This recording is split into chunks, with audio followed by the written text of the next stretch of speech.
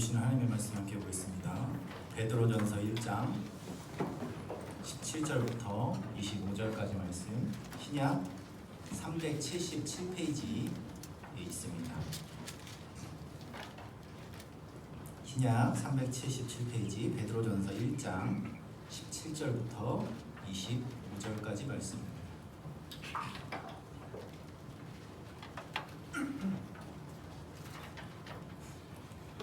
베드로전서 1장 17절부터 25절까지 말씀 한 절씩 교독하도록 하겠습니다. 제가 먼저 읽고 성도님들이 읽으시고 이렇게 교독하도록 하겠습니다. 외모로 보시지 않고 각 사람의 행위대로 심판하시는 이를 너희가 아버지라 부른즉 너희가 나그네로 있을 때를 두려움으로 지내라.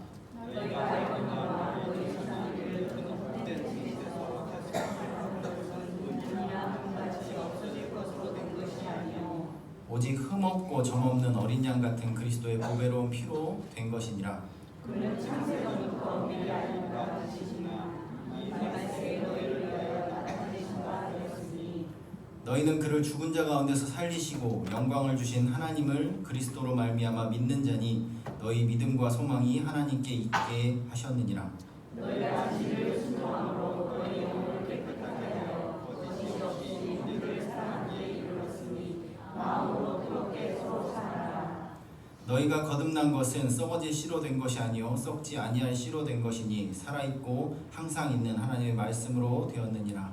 그러므로 모든 육체는 불과하고 그 모든 영광은 그에 똑같으니 푸른 나르고 꽃에서 함께 읽습니다. 오직 주의 말씀은 세세토록 있도다 하였으니 너희에게 전한 복음이 곧 이 말씀이니라. 예배 가운데 나오신 여러분들 환영합니다. 오늘 말씀을 통해서 부족한 종이지만 하나님께서 하시고자 하시는 그 말씀들이 잘 전달될 수 있기를 소원합니다. 여자분들한테 여쭤볼게요. 그 샤넬 좋아하시죠? 샤넬 뭔지 아시죠? 향수 샤넬 넘버 5 이런 것도 나오고 패션 브랜드입니다. 굉장히 유명한 패션 브랜드인데 거기 패션 브랜드의 수석 디자이너가 칼 라커퍼스라는 사람입니다. 되게 멋쟁이 할아버지세요. 멋쟁이 할아버지인데 이분이 얼마 전에 돌아가셨습니다. 돌아가시면서 자기의 모든 유산을 자기 고양이에게 남기셨습니다. 슈페트 라커펠트 이름이 그러니까 성이 라커펠트니까 칼 라커펠트니까 이제 이름을 슈페트 라커펠트라고 지었어요. 이 고양이한테 남겨진 유산이 우리나라 돈으로 한 2,200억 정도 된다고 합니다. 이 고양이가 이 돈을 어디다 쓸까요? 이거 보시면서 나 저 고양이가 참 부럽다라고 생각을 하시는 분들이 계실지도 모르겠습니다. 원래 이제 물려받는다 이렇게 뭔가를 물려받는다라고 하는 거는 좋은 의미죠. 그렇죠. 이제 부모님이 유산을 상속을 해주신다거나 이런 건 굉장히 좋은 의미입니다. 물려받는 게 얼마나 좋으면 형제들끼리 그것 때문에 싸우는 거를 당연하게 이제 생각하는 시대가 됐지요. 거의 진흙탕 싸움이 되고 서로 평생 안 볼 정도로 갈라서도 유산 때문에 그러는구나라고 이해하는 시대가 돼버렸습니다. 이처럼 무언가를 상속받는다라는 건 좋은 의미, 긍정적인 의미로 사용이 되죠. 성경에서도 긍정적인 의미로 사용되는 경우들이 많이 있습니다. 그런데 오늘 말씀에서는 조금 반대의 의미로 사용되어지고 있습니다. 오늘 말씀 18절에는 조상이 물려준 헛된 행실이라는 말씀이 나오고 있습니다. 여기서 행실이라는 말은 다른 번역본에서 생활 방식 이라고도 번역이 되는데요. 너희가 조상에게서 어떤 생활 방식을 물려받았는데 그것이 헛된 생활 방식이라고 이야기를 하는 겁니다. 그래서 베드로는 너희가 그 생활 방식으로부터 대속함을 받았다라고 말을 하지요. 여기서 대속함을 받는다라는 건 노예 상태에서부터 해방되는 것을 의미합니다. 값을 주고 사는 거지. 너희가 물려받은 이런 헛된 행실에서부터 너희가 대속함을 받았다라는 얘기를 하는 겁니다. 이 말은 반대로 생각하면 이 대속함을 받기 전까지 이 헛된 행실에 헛된 생활 방식에 너희들이 노예처럼 묶여 있었다라는 말을 하는 것이기도 합니다. 우리는 삶 속에서 물려받는다라는 것이 부정적인 의미로 사용돼서 누군가의 인생을 올가매는 경우들을 많이 알고 있습니다. 지난주에 담임 목사님도 설교 가운데 잠깐 얘기하셨는데 얼마 전에 그 한진 그 가에 두 딸과 어머니가 이제 집행유예를 받았어요. 뭐 결과는 그렇게 나왔지만 그 사람들이 무슨 짓을 했는지는 다 알죠. 뭐 땅콩 회항부터 시작을 해서 뭐 이렇게 갑질하고 막 소리 지르고 막 이랬던 거 다 알고 있습니다. 네. 그런 것들이 이제 적나라하게 영상과 음원 파일들이 지금도 돌아다니고 있습니다. 사람을 무시하고 자기가 원하는 대로 안 되면 거의 정신병 수준의 폭력성을 드러내는 모습이 엄마와 딸이 똑같이 닮았습니다. 왜 그럴까요? 엄마로부터 물려받은 거죠. 그 엄마의 그 딸인 겁니다. 어려서부터 보고 자란 게 그거예요. 그런데 그 자녀들이 그런 성격을 갖게 된 것이 단순히 부모로부터 어떤 유전적인 형질을 물려받았기 때문만이라고 말하기는 조금 어렵습니다. 물론 물려받은 성격이 큰 역할을 했겠지요. 그런데 그들의 부모들은 성격뿐만 아니라 그 성격이 형성될 수 있는 환경까지 물려줬습니다. 어려서부터 자신들을 떠받들듯이 모시는 사람들이 가득한 가정 환경에서 자랐지요. 성인이 되어서는 회사에 한 자리씩 줬습니다. 그래서 눈치 안 보고 그 성질을 마음껏 부릴 수 있는 환경까지 마련해줬습니다. 그러니까 이 물려받은 성격이 환경을 만나면서 굉장히 아름답게 빛나는 거죠. 아마 자녀들이 그렇게 살지 않으려고 했어도 쉽지 않았을 것 같아요.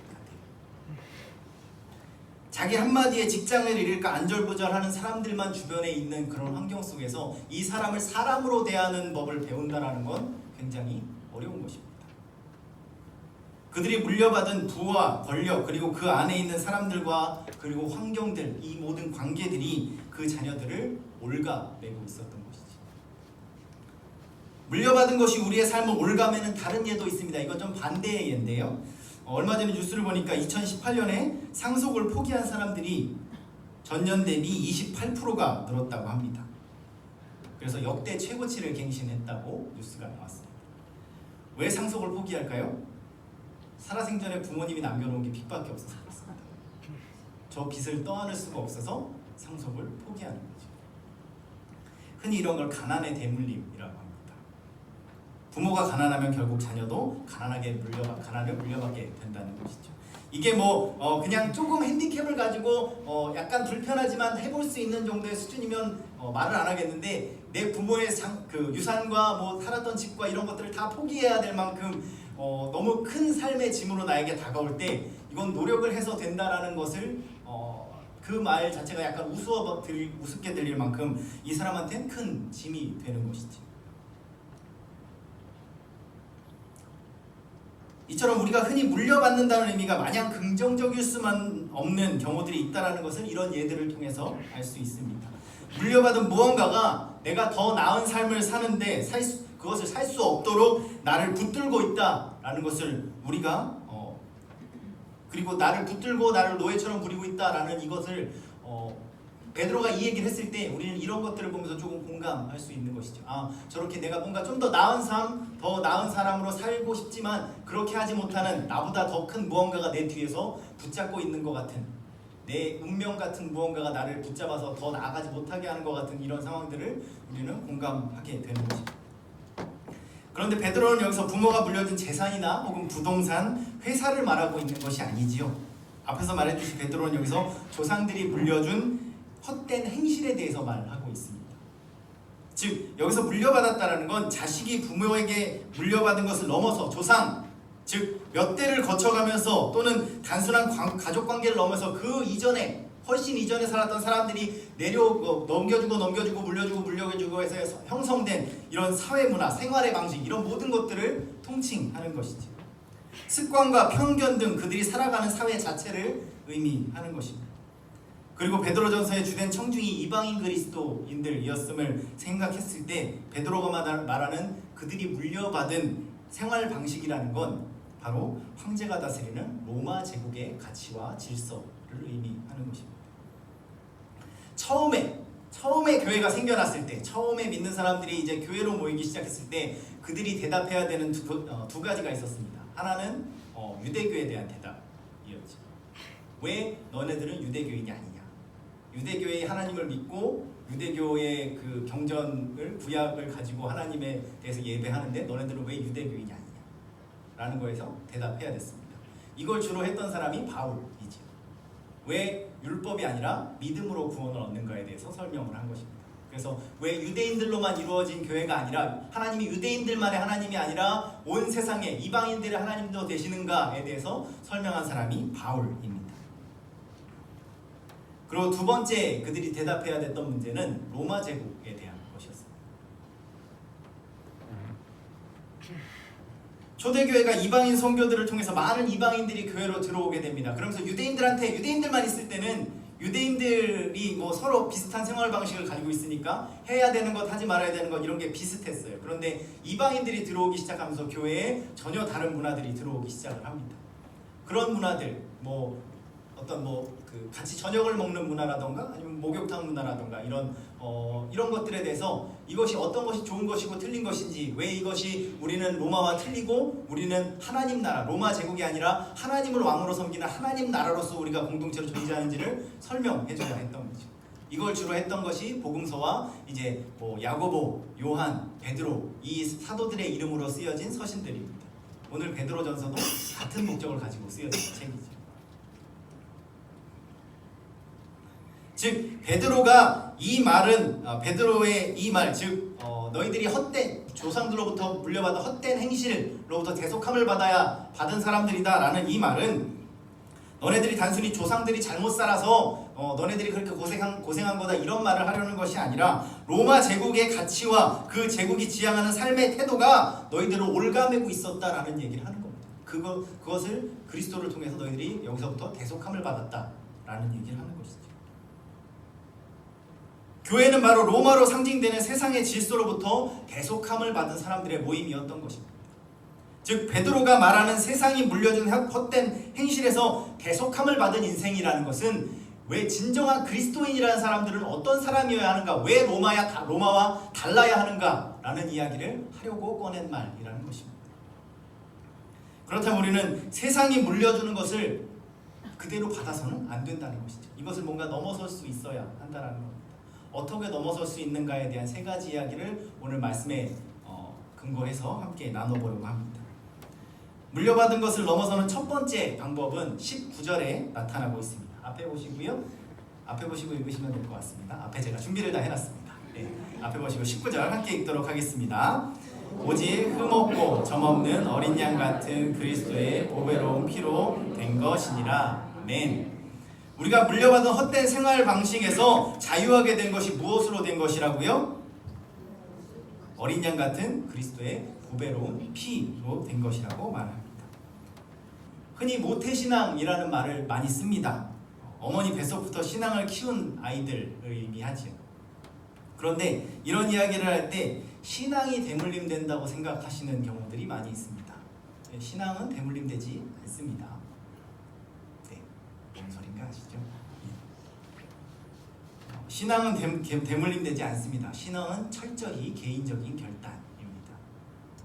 단순히 무언가를 알고 믿는 것을 넘어서 거듭나고 새로운 삶을 살기로 결정하는 것이 신앙이라는 것이죠. 그렇기 때문에 신앙은 절대로 대물림될 수가 없습니다. 그래서 예레미야는 이렇게 말하고 있습니다. 그때 그들이 말하기를 다시는 아버지가 신포도를 먹었으므로 아들들의 이가 시다 하지 아니하겠고 신포도를 먹는 자마다 그의 이가 신 것 같이 누구나 자기 죄악으로 말미암아 죽으리라 라고 예레미야는 이야기합니다. 이게 무슨 말이냐면 이게 속담입니다.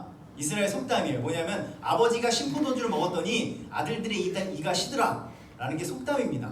이게 뭐냐면 아버지가 어떻게 살았느냐, 어떤 일을 했느냐가 자식들에게 영향을 미치더라 라는 얘기를 하는 겁니다.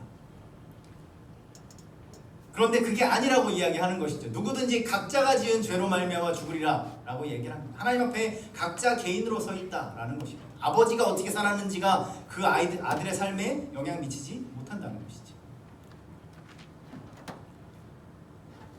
교회에서 모태신앙이라고 말하는 사람들이 다 100% 예수님 믿습니까? 아니죠. 저희 어머니가 예전에 술장사 하셨다는 얘기를 한번 드린 적이 있습니다. 그때 술장사 하실 때 저희 어머니가 찬송가 틀어놓고 술장사 했다고 말씀드렸죠.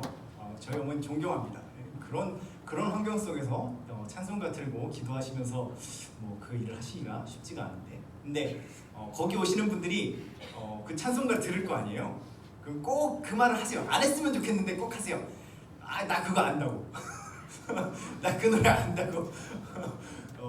내가 어디 교회 장로라고 술집에 와서 굳이 왜 안 해도 되는 얘기를 하시는지. 그러면서 또 다른 분들은 그런 얘기해서 그 노래 나 뭐 안다고 얘기하면서 또 하시는 얘기가 내가 예전에 청년 회장이었다 이런 얘기 하세요. 술집에 가서 우리 아버지가 장로네, 우리 어머니가 어디 권사네, 우리 아버지가 어디 교회 목사님이네, 이런 얘기들 하십니다. 교회 열심히 오래 다닌다고 예수님 믿습니까?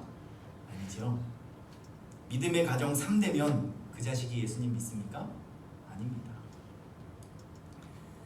기독교는 이런 종교가 아닙니다. 신앙은 대물림되지 않습니다. 부모가 신앙이 있다고 자식이 신앙이 있지 않습니다. 기독교는 그런 신앙을 거부합니다. 다만 신앙을 가질 수 있는 환경은 대물림됩니다. 좀 더 쉽게 신앙을 접할 수 있고 하나님에 대해서 좀 더 쉽게 알 수 있는 환경이 대물림되는 것이지 절대로 부모의 신앙이 대물림되지 않습니다. 10년을 다녔건 20년을 다녔건 30년을 다녔건 내가 예수님을 만나지 못한다면 그 사람은 그리스도인이 아닙니다. 청년 회장을 했건 어디 교회 장로를 했건 이 사람이 어떤 봉사를 했건 그 사람이 예수님을 믿지 못한다면, 예수님을 만나지 못했다면, 인격적으로 그 사람을 예수 그리스도를 주로 영접하지 않고 그런 삶을 살아내지 못하고 있다면 그 사람은 그리스도인이 아닌 것입니다. 부모님이 5대가 부모의 믿음의 가정이건 10대가 믿음의 가정이건 100대가 믿음의 가정이건 그 사람이 예수 그리스도 만나지 못했으면 그 사람은 그리스도인이 아닌 것이죠. 오직 한 사람이 자기의 결단으로 예수 그리스도를 영접할 때 그 사람이 그리스도인이 되는 것입니다. 제가 예전 교회에서 중고등부 사역을 할 때 애들이 버릇처럼 하는 얘기가 있어요. 뭐냐면 전사님, 그때 전사님이었습니까? 전사님, 저 고등학교 졸업하면 교회 끊을 거예요. 이게 약간 어감이 특이한 게 뭐냐면 저 교회 안 나올 거예요가 아닙니다. 저 교회 끊을 거예요. 그러니까 이게 뭐냐면 애들 머릿속에 교회랑 학원이 같아요. 자기가 끊으면 끊는 겁니다. 안 나와서 되는 게 아니라 끊어야 되는 거죠. 애들이 교회에 왜 나옵니까? 부모님한테 혼 안 날라고 나오는 거죠. 안 나가고 집에 가면 부모님이 너 왜 네 교회도 안 나오고 막 이러시니까 아이들이 그 소리 듣기 싫어서 나오는 겁니다. 애들한테 교회나 학원은 다를 게 없습니다. 나랑 같이 교회에 잘 다녔으니 내 자녀들도 구원받겠지? 아니요, 그렇지 않습니다. 그보다 더 큰 세상의 생활 방식들을 물려받고 있습니다. 학교에서 친구들 사이에서 일주일에 한 번 교회 와가지고 이 교회에서 내가 아이들이 1시간 앉아서 예배 드리는 것으로 이 세상이 주고 있는 일주일의 모든 되물림, 그 질서들을 되물림 받는 이 영향력에서부터 벗어날 수 없는 것이죠. 그냥 시간 대 시간으로 싸우면 절대로 교회에 다니는 아이가 세상의 영향으로부터 이길 수가 없습니다. 그 아이들도 그 아이가 몇 년을 교회 다녔건 부모님이 어떤 분이시건 이 아이도 예수 그리스도의 보혈로 구원함을 받아야 하는 것이지. 흠없고 점없는 예수 그리스도의 보혈이라고 하셨습니다. 우리를 구원하시는 유월절 어린 양의 의미를 가지고 있지요. 그런데 동시에 그리스도께서 죄 없이 죽으셨다라는 것을 의미하기도 합니다. 죄 없는 사람이 왜 죽습니까? 그를 죽인 법이 누구의 법입니까? 바로 이 편지를 읽고 있던 초대교회 성도들이 물려받은 로마 제국의 법입니다. 로마 제국의 법이 죄 없는 사람을 죽였습니다. 이렇게 그들이 속한 로마 제국의 세상이 뭔가 잘못되었다라는 것을 폭로하는 겁니다. 이 사람은 죄가 없는데 로마 제국의 질서가, 로마 제국의 법이 이 사람을 죽였다. 이 사람은 죄가 없는 자인데 죽였다. 이 사람을 죽인 이 법이 뭔가 이상하지 않니?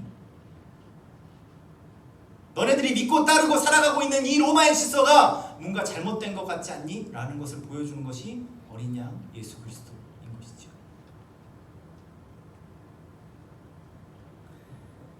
자신들이 물려받은 세상의 가치와 법칙이 이 세상과 내 인생을 설명해주지 못한다라는 것을 깨닫게 해주시는 것이 예수 그리스도의 십자가인 것입니다. 오늘날 우리 아이들이 이걸 어디서 배웁니까? 물론 말씀에서 배우겠죠. 그런데 더 중요한 건 부모로부터 배워야 하는 것입니다. 그냥 우리 부모님 착해, 착한 일 많이 해, 기도도 열심히 하고, 이게 아니라는 것입니다. 우리 부모님은 세상이랑은 다르게 사는 것 같아 에서 끝나서는 안 된다는 것입니다. 많은 분들이 착각하시는 게 있는데, 우리 기독교는 세상과 다르게 살면 세상보다 좋은 결과를 얻는다라는 것을 가르치는 종교가 아닙니다. 시험 공부 열심히 하는 애들보다 시험 전에 기도한 애가 시험 점수 더 잘 나온다라고 가르치는 종교가 아니라는 것입니다. 열심히 노력하며 사는 사람보다 노력은 덜해도 기도하는 사람이 돈 더 많이 벌 수 있다라는 것을 가르치는 종교가 아니라는 것입니다. 예수님이 십자가에 죽으신 것은 세상의 권력을 더 쉽고 빠르게 얻기 위해서 십자가에 달리신 게 아닙니다. 세상에서 더 크고 능력 있는 왕이 되기 위해서 하나님께 기도하고 십자가에 못 박히신 것이 아니라는 것입니다. 그렇게 유혹한 사람이 있죠. 사탄입니다. 사탄이 뭐라고 유혹하죠? 돌이 떡이 되게 해라. 높은 곳에서 뛰어내려라. 나에게 절해라. 그러면 다 주겠다. 세상이 원하는 것을 너는 그냥 뛰어내리고 나한테 절하기만 하면 얻을 수 있다. 세상과 다르게 살지만 그 목적이 자기가 세상이 원하는 것을 얻는 것입니다. 이게 사탄이 우리에게 주는 시험이지.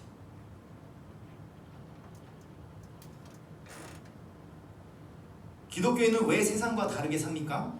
세상의 지향점과 방식이 잘못되었기 때문입니다. 하나님의 나라가 진정한 삶의 가치임을 보여주기 위해서 세상과 다르게 사는 것이지. 그러기 위해서 11조하고, 그러기 위해서 나와서 새벽 기도하고, 그러기 위해서 우리가 모여서 예배 드리는 것입니다.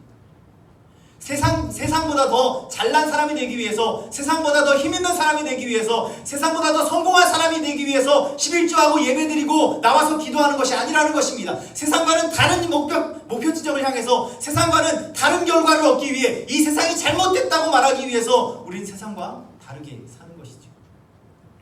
우리 부모님 사는 거 보니까 세상에서 성공하려면 교회 다녀야 되겠더라. 거기 되게 높은 데 있는 분들도 교회 많이 다니고, 가면 인맥이 쩔어. 교회 오면 이 교회 근처에다가 뭐 식당 하나 차리면 장사 잘 돼. 우리 식당 근처 교회를 가서 성도님들이 우리 교회 와가지고 장사 잘 될 생각을 하는 이런 것이 아니라는 것이죠. 우리 부모님 보니까 세상이 뭔가 잘못된 것 같아. 우리 부모님 사시는 거 보니까 세상의 법칙대로 살면 안 되는 것 같아 라는 걸 보여줘야 한다는 것입니다. 우리 부모님 사시는 거 보니까 세상의 법칙으로는 설명이 안 되더라. 세상은 1등 되어서 아래 사람들 짓밟으라고 가르치는데, 우리 부모님 사시는 거 보니까 다른 이들 섬기는 것이 1등 되는 것보다 낫더라.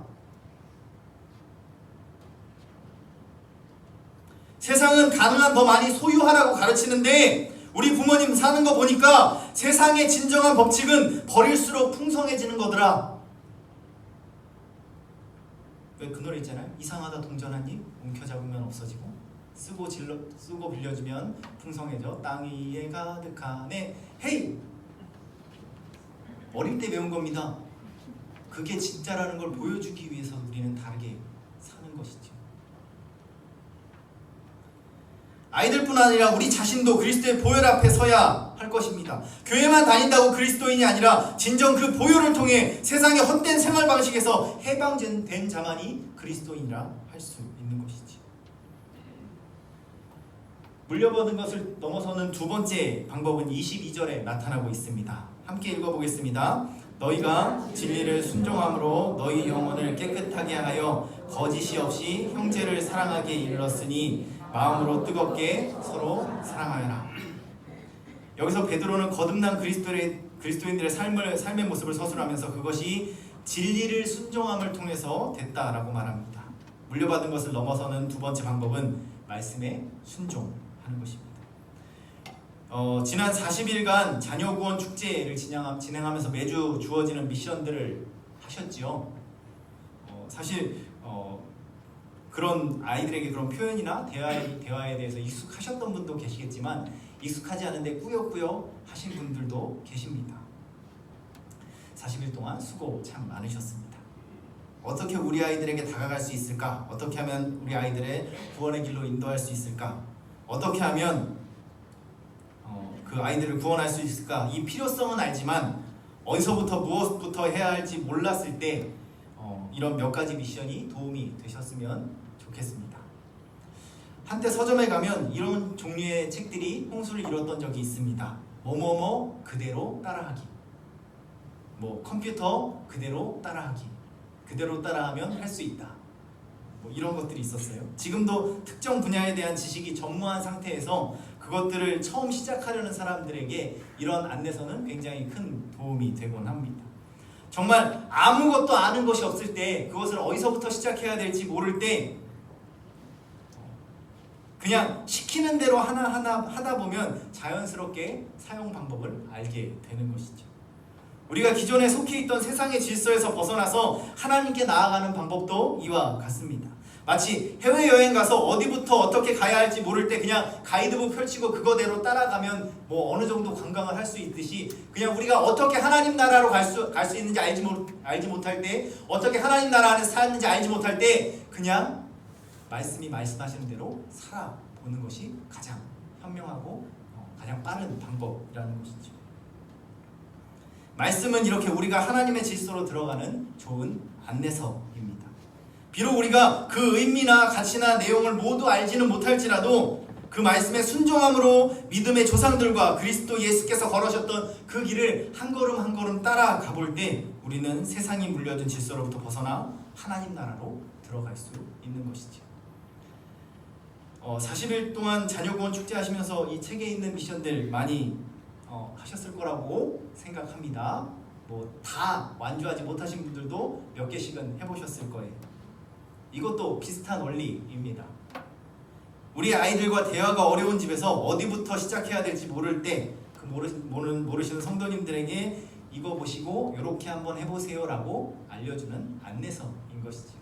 물론 이게 가장 최고의 안내서라던가 완벽한 안내서는 아닐 수도 있습니다. 하지만 아이들이랑 대화를 원하신다면 일단 가이드가 시키는 대로 따라 해보시는 것이 좋은 것이죠.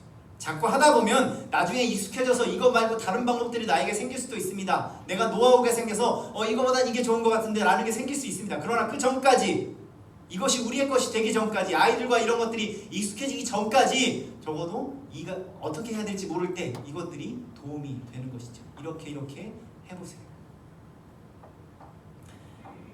그냥 무식하게 따라 해보는 겁니다. 40일 지나서 원상태로 돌아가셨다라고 말씀하시는 분도 계실지 모릅니다. 아직 몸에 안 익어서 그렇습니다. 그런 분들은 추천드리는 방법은 이 책을 첫 페이지부터 다시 펴십시오. 그리고 다시 40일 해보세요. 그래도 변화가 없어요? 또 40일 해보시면 됩니다. 이건 그냥 가이드입니다. 이게 몸에 익어야 됩니다. 이거대로 하면 우리 아이가 변화됩니다 라는 게 아니라 이대로 하다 보면 이 방식이 내 가족과 나에게 몸에 익는다라는 겁니다. 우리가 기존에 살아왔던 세상의 질서로부터 벗어나려면 그냥 내가 생각만 가지고는 벗어날 수가 없는 것이죠.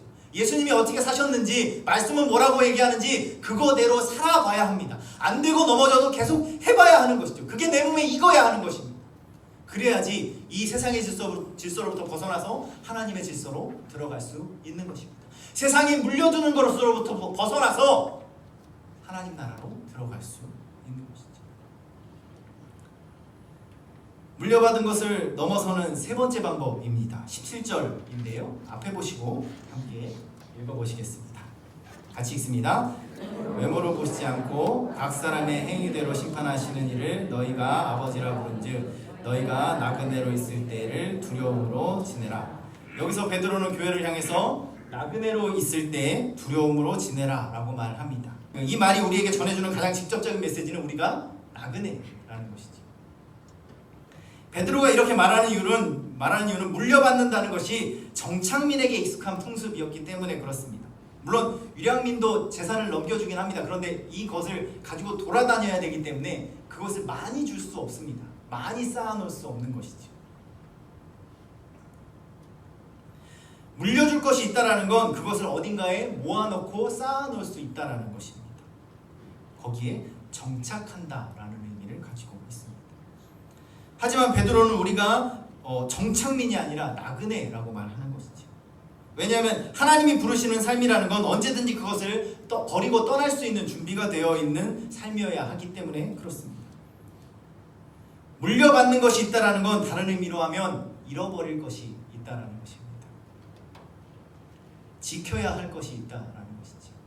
지켜야 할 것이 있는 사람은 떠나지 못합니다. 잃어버릴 것이 많은 사람은 그만큼 잃어버릴 것이 많은 만큼 다른 선택을 하기 어려워집니다. 이것이 우리에게 문제가 되는 이유는 우리가 물려받아야 할 것이 이 땅의 것이 아니기 때문에 그런 것입니다. 물려받는 것 자체는 잘못이 아닙니다. 물려받아야죠. 우리는 상속해야 됩니다. 우리는 상속자입니다. 하나님의 상속자죠. 그러나 우리가 상속받아야 할 건 이 땅에 있는 것이 아니라는 것입니다.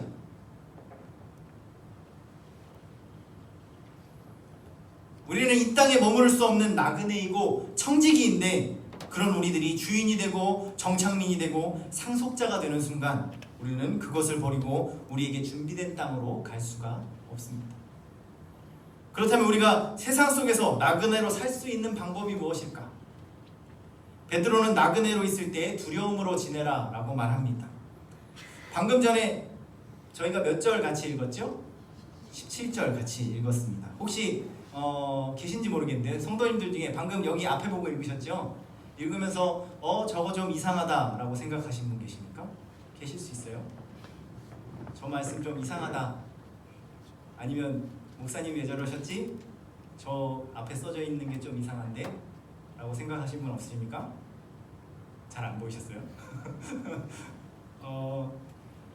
우리가 함께 읽은 어떤 분들은 눈치를 채셨을지도 모르겠는데 우리가 함께 읽은 17절의 말씀은 우리가 읽은 대로 되어 있지 않았었습니다.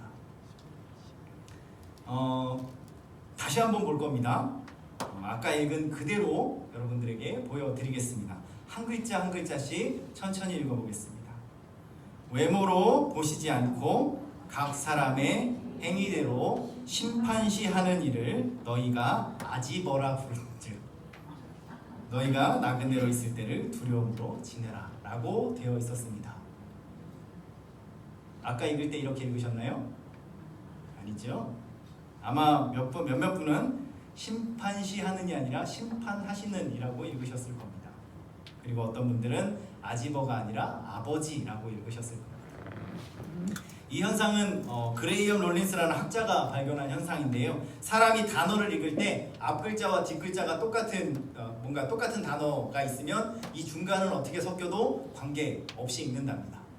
그러니까 피노키오라는 말이 있으면 P랑 O만 제자리에 있으면 중간에 두 글자가 바뀌어도 우리는 그냥 피노키오라고 읽습니다. 우리가 앞뒤가 같은 어떤 단어를 알고 있을 때 순서가 어떻게 되어 있는지를 신경 쓰지 않고 그냥 내가 알고 있는 단어로 읽는다는 것입니다. 이게 사람이 글씨를 읽는 방법입니다. 우리가 이 세상의 삶에 익숙해질 때 우리는 그 안에서 일어나는 세밀한 문제들을 놓쳐버리는 경우들이 있습니다. 아까 읽을 때 아무 문제 없이 읽으셨지요? 잘못되어 있었지만 우리가 읽는데 아무 문제 없었습니다. 그렇게 우리 삶 가운데 일어나는 작은 문제들을 사는데 별 무리 없다고, 내가 하나님 교회 다니는데 별 문제 없다고 그냥 뒤로 밀어 놓을 수 있다는 것입니다. 그냥 내가 아는 대로, 내가 알았던 대로 그냥 그렇게 신앙생활 하는데 아무 문제 없다고, 내 안에 부딪히고 내 안에 일어나는 그런 죄의식이나 이런 어떤 다른 문제들, 뭔가 꺼리끼는 이런 문제들을 뒤로 밀어놓는 것이죠. 난 그렇게 살고 있지 못한데, 관계없어, 교회 다니는데 큰 문제 없는데.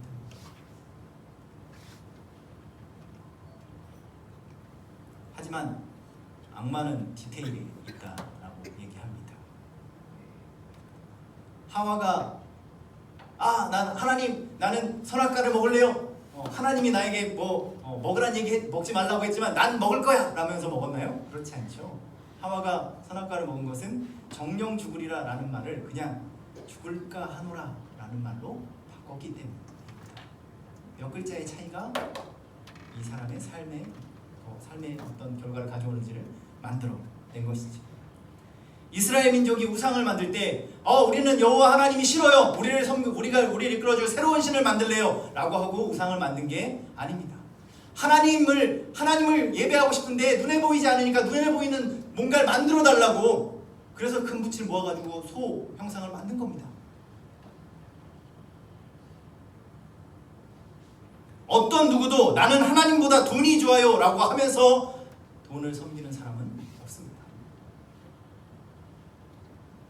나는 사람을 미워할 거예요 라고 하면서 사람을 미워하는 사람도 없습니다.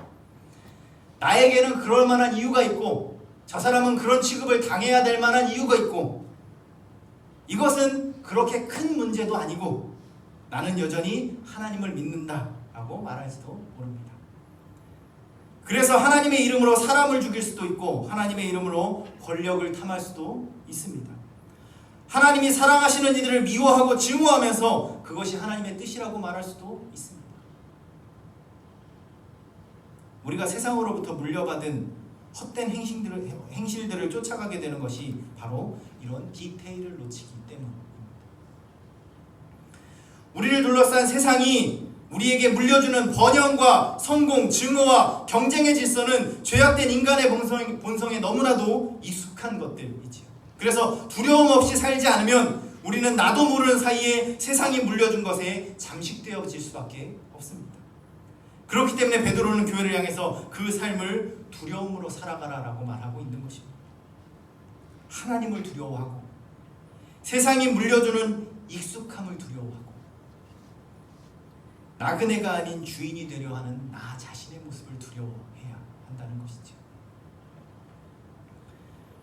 오늘 말씀은 이사야 40장의 말씀을 인용하면서 마무리하고 있습니다. 풀은 마르고 꽃은 떨어지되 오직 주의 말씀은 새색토록 있도다. 베드로는 이 말씀을 인용하면서 너희에게 전한 복음이 바로 이 말씀이라고 이야기합니다. 오늘 우리는 무엇을 물려받고 무엇을 물려주기 원하십니까? 풀이 마르고 꽃이 떨어지듯 없어지고 사라지는 세상의 것을 물려받고 받으려고 노력하며 살고 계시지는 않습니까? 세상의 상속자가 되려고 내 삶을 포기하면서 피땀 흘려 노력하고 계시지는 않습니까? 그리스도의 보혈을 통해 내가 진정 물려받아야 하는 것이 무엇인지를 깨닫기 원합니다. 그리고 그것을 얻기 위해 말씀에 순종하며 매 순간 나그네임을 잊지 않고 두려움으로 살아갈 수 있었으면 좋겠습니다. 그렇게 세상 앞에 당당히 서서 나는 세상의 질서와 가치를 물려받지 않겠노라고 나는 그 상속을 포기하겠다고 선언할 수 있는 임마누엘 성도님들 되시기를 축원드립니다. 기도하겠습니다.